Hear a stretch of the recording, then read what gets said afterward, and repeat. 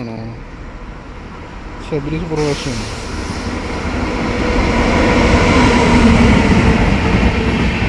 Sabari superfast ഹൈദരാബാദിൽ നിന്നും തിരുവനന്തപുരം വരെ സെൻട്രൽ വരെ പോകുന്നുണ്ട്. ശബരി സൂപ്പർഫാസ്റ്റ് ഉണ്ട്. ഇത് നോർമലി വണ്ടികളുണ്ടാവും. അപ്പോൾ 3 റേറ്റ് ഉണ്ട്. അപ്പോൾ ടോട്ടല് ഇത് 3ാമത്തെ റേറ്റ്. 3-4 റേറ്റ് ഉണ്ടാവും ശബരിക്ക്. 3-4 റേക്ക് ഉണ്ടാവും ഒരു വണ്ടിക്ക്. ആ ഒരു റേക്ക് ഇപ്പോൾ ഈ വന്നത് നോർമൽ ലിവറിയാണ്. ശബരി സൂപ്പർഫാസ്റ്റ് സിൻചാൻ ശബരിയാവും വരുന്നത്.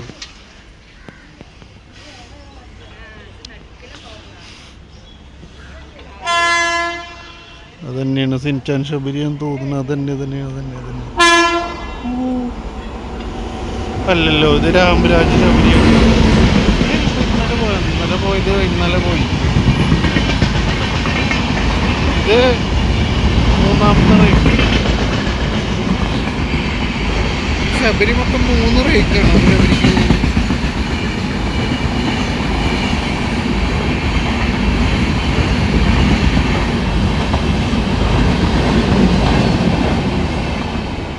നമ്മുടെ ശബരിക്ക് 3 റേക്ക് ഉണ്ട്. എന്തുകൊണ്ട് സിൻചാൻ ലിവറിയുള്ള ശബരിയും പിന്നെ രാമരാജ് ലിവറിയും അത് പോരാണ്ട് ഒരു പ്ലെയിൻ ലിവറി ആയിട്ടുള്ള ഒരു ശബരിയും. അപ്പം മൊത്തം 3 റേക്ക് വെച്ചിട്ടാണ് ശബരി ഓടുന്നതെന്ന് തോന്നുന്നു. ഇതപ്പം നമ്മുടെ ഹസ്രത്ത് നിസാമുദ്ദീൻ രാജധാനി ലേറ്റാണെന്ന്. അപ്പം രാജധാനി ഇതിൻ്റെ തൊട്ട് പുറകെ ഉണ്ട്. തൃശ്ശൂർ എത്തിയിട്ടുണ്ട്. ഇപ്പോൾ വരാൻ പോകുന്നത് നമ്മുടെ KSR Bangalore Ernakulam junction Vande Bharat express. അപ്പം വണ്ടി ഇപ്പോൾ ഇരിഞ്ഞാലക്കുട എത്താറായിട്ടുണ്ട്. ഇപ്പോൾ ഈ പരശുറാമ് ബ്ലോക്ക് ആക്കുന്നുള്ളതുകൊണ്ടാണ് നമ്മളിവിടെ വീഡിയോ എടുക്കുന്നത്. അവൻ വരും. ഇപ്പം വരേണ്ട സമയമായിട്ടുണ്ട്. രാജധാനി പണി 16 മണിക്കൂറോളം രാജധാനി ലേറ്റാണ്. അവിടെ നിന്ന് ലൈറ്റ് കാണുന്നുണ്ടോ? അത് നമ്മുടെ വന്ദേ ഭാരതാണ്.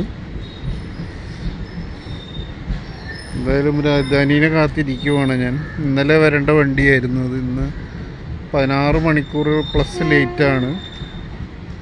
അപ്പം മിക്കവാറും റീഷെഡ്യൂൾ ആവാൻ ചാൻസ് ഉണ്ട്. ഇന്ന് പോകേണ്ട വണ്ടിയാണ് രാജധാനി സൂറത്തിനും പൻവേലിനും ഇടയിൽ ഡൈവേർട്ടഡ് ആണെന്ന് പറഞ്ഞിട്ട് സ്റ്റാറ്റസ് കണ്ടിരുന്നു. അപ്പം അതുകൊണ്ടാണ് വേറെ റൂട്ടിൽ പോകുമ്പോൾ ഒട്ടും പ്രയോറിറ്റി ഉണ്ടാവില്ലല്ലോ. കാരണം ആ ഭാഗത്ത് പ്രളയം കാരണം കൊണ്ട് ഒരുപാട് ബുദ്ധിമുട്ടുകളുണ്ട്. ഇപ്പോൾ പല വണ്ടികളും ഡൈവേർട്ടഡ് ആണ്, പല വണ്ടികളും ക്യാൻസലാണ്. അപ്പോൾ യാത്രകൾ ചെയ്യുന്നതിന് മുമ്പ് എല്ലാവരും ഇതൊന്ന് ചെക്ക് ചെയ്യുക. നിങ്ങളുടെ വണ്ടിയുടെ സ്റ്റാറ്റസ് ഒന്ന് ചെക്ക് ചെയ്തിട്ട് യാത്ര തുടരുക. അല്ലാന്നുണ്ടെങ്കിൽ ബുദ്ധിമുട്ടുണ്ടാവാനാണ് സാധ്യത. നമ്മുടെ VB ആണ് വരുന്നത് ഗൈസ്.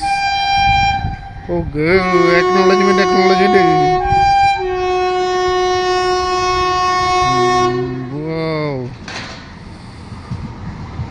ലൈറ്റാണത്. അതുമേ ഇതടിച്ചതല്ലേ.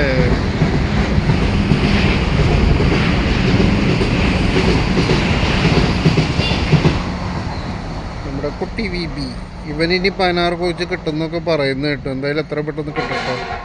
ഇവനെ കാണാനാണ് നമ്മൾ വെയിറ്റ് ചെയ്ത്. ഇവനെയല്ല കാണണ്ടേ, രാജധാനീനെ കാണണം. നമ്മുടെ പ്രിയപ്പെട്ട രാജധാനി ഗൈസ്. ഇത് നമ്മുടെ ഗരീബ് രഥാണ് കേട്ടോ.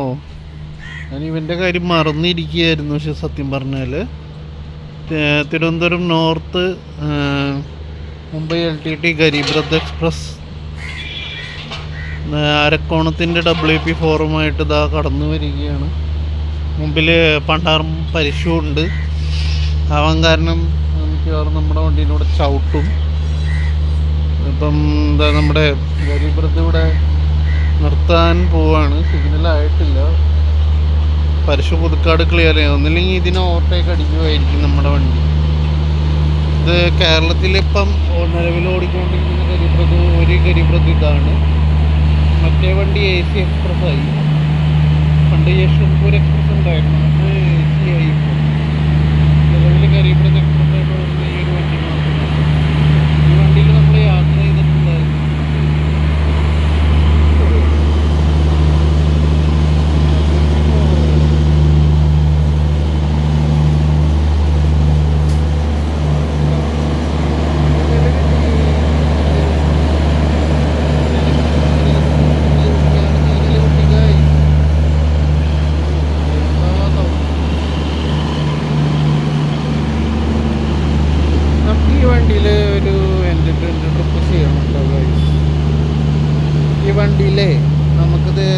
പനവേലിൽ നിന്ന് തിരുവനന്തപുരം നോർത്ത് വരെ ഒരു യാത്ര ചെയ്യണം നമുക്ക്. ഇപ്പോഴല്ല, പിന്നീട്.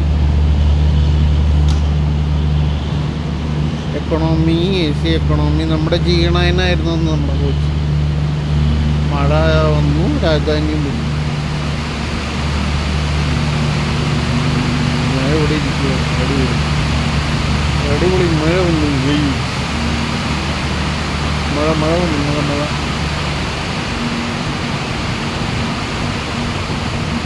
വാതാനുകൂലി AC 3 ടയർ.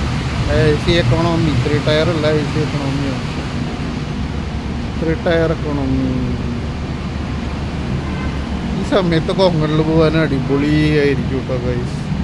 G9 പോയില്ല, ആ കോച്ചാണ് നമ്മൾ യാത്ര. G13, G14, G15, 16 വരെയുണ്ട്. 16 കോച്ചുണ്ട്. അതിൻ്റെ മുകളിൽ മഴ. ഗരീബത് വന്നതും മഴ വന്നതും വരുന്നു.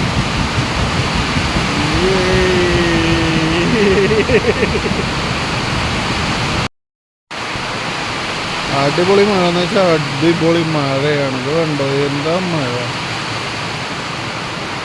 നമ്മൾ രാജധാനിക്ക് വേണ്ടി വെയിറ്റിംഗ് ആണ്. ഇപ്പോൾ രാജധാനി നെല്ലായി എത്തിയിട്ടുണ്ട്. ഇപ്പോൾ 124:32. നമ്പറിൽ എന്തെങ്കിലും വ്യത്യാസം ഉണ്ടെങ്കിൽ കമൻറ്റ് ചെയ്യണം ഗൈസ്.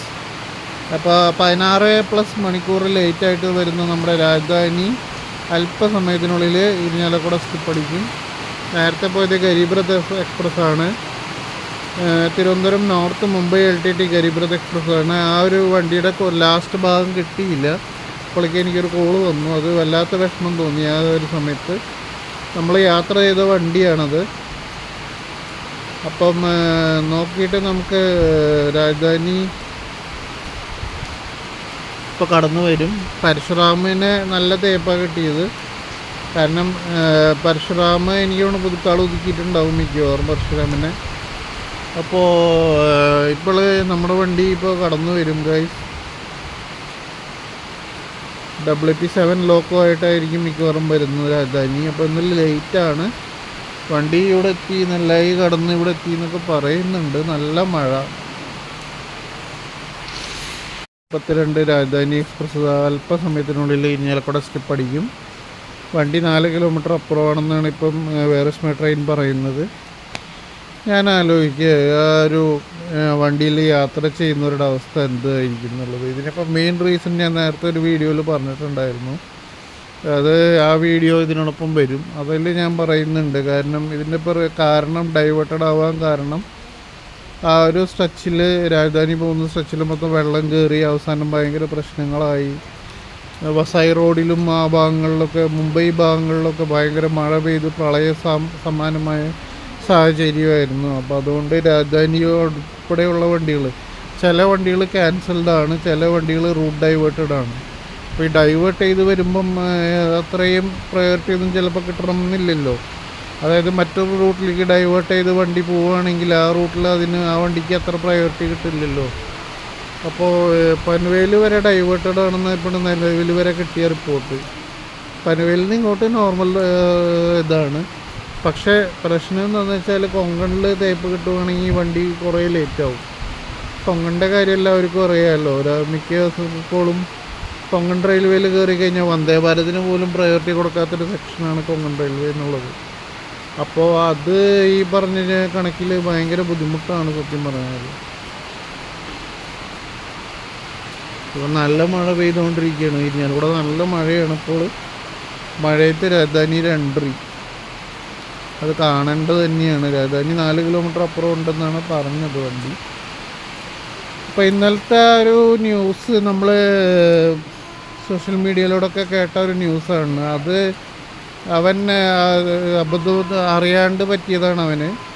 ശരിക്കും അതൊരു ഗുഡ്സ് ട്രെയിനായിരുന്നു. ഗുഡ്സ് ട്രെയിന് ബ്ലോക്ക് സെക്ഷനിൽ കിടക്കുമായിരുന്നു. ആ സമയത്താണ് സാറുമാർ അതിൽ ഒരു സാറ് പോയിട്ട് ഭക്ഷണം മേടിക്കാൻ പോയത്. അത് നമ്മുടെ രാജധാനി വരുന്നുണ്ട് ഗൈസ്. ഇന്നലെ വരേണ്ട രാജധാനിയാണത്. ഇന്നാണ് വരുന്നത്. പാവം നമ്മുടെ ഹസ്രത്ത് നിസാമുദ്ദീൻ തിരുവനന്തപുരം സെൻട്രൽ രാജധാനി. പാവം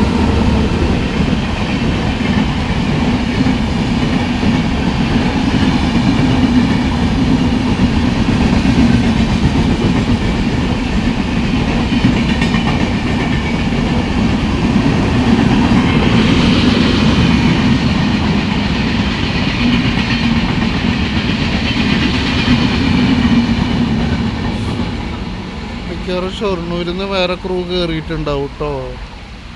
അപ്പം മിക്കവാറും ഈ വണ്ടി ഇനിയിപ്പം എനിക്ക് തോന്നുന്നു റീഷെഡ്യൂൾ ചെയ്യും ചാൻസ് ഉണ്ട്, റീഷെഡ്യൂൾ ആവാൻ ചാൻസ് ഉണ്ട്. അപ്പം എന്തായാലും അപ്പോൾ രാജധാനി അങ്ങനെ പോയി ഗൈസ്. അപ്പോൾ ആ ന്യൂസ് ഫേക്കായിരുന്നു എന്നാണ് പറഞ്ഞത്. അവനത് ഫേക്ക് ന്യൂസ് അല്ല, അത് ശരിക്കും പറഞ്ഞാൽ അവന് അബദ്ധം പറ്റിയതാണെന്നാണ് എനിക്കും തോന്നുന്നത്. കാരണം അവൻ കാര്യം അറിയാണ്ടാണ് വർത്തമാനം പറഞ്ഞത്. എന്തായാലും കാര്യം അറിയാതെ ഒരിക്കലും ഇങ്ങനെയുള്ള പോസ്റ്റുകളൊന്നും ആരും ചെയ്യാതിരിക്കുക. കാരണം അത് ചിലപ്പോൾ നിങ്ങൾ ഉദ്ദേശിക്കുന്ന പോലെ ആയിരിക്കില്ല കാര്യങ്ങൾ. അപ്പം നമ്മുടെ പരശുറാമിന് നല്ല തേപ്പ് കിട്ടി രാജധാനി കാരണം. അപ്പോൾ ഈ വീഡിയോ ഇവിടെ അവസാനിക്കുകയാണ് ഗൈസ്. മഴ കൊണ്ടുവരുന്ന നമ്മുടെ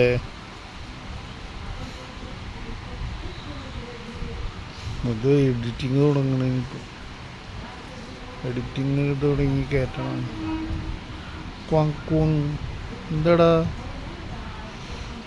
P7 തന്നെയായിരിക്കും കേട്ടോ. ഹോണൊക്കെ അടിച്ച് വരുന്നുണ്ട്. മിക്കവാറും നേത്രാവതി ആവാനാണ് സാധ്യത കേട്ടോ. അതിൻ്റെ ഇടയിൽ മറ്റേ കട്ര വണ്ടി ഉണ്ട്, അവനും ഉണ്ട്.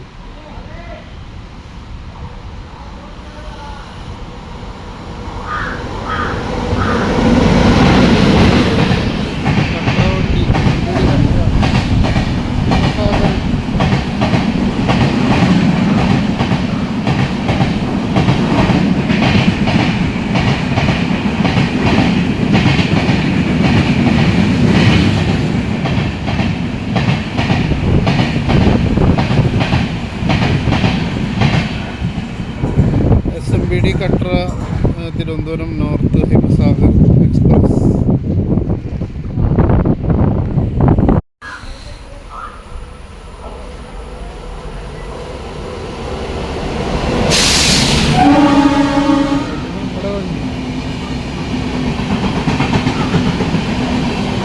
Thiruvananthapuram central Lokmanya Tilak Netravati express.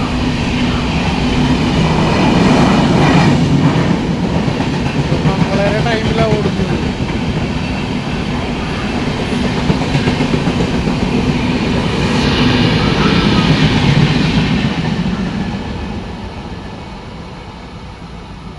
അങ്ങനെ പ്രതീക്ഷിക്കേണ്ട അവനെങ്കിൽ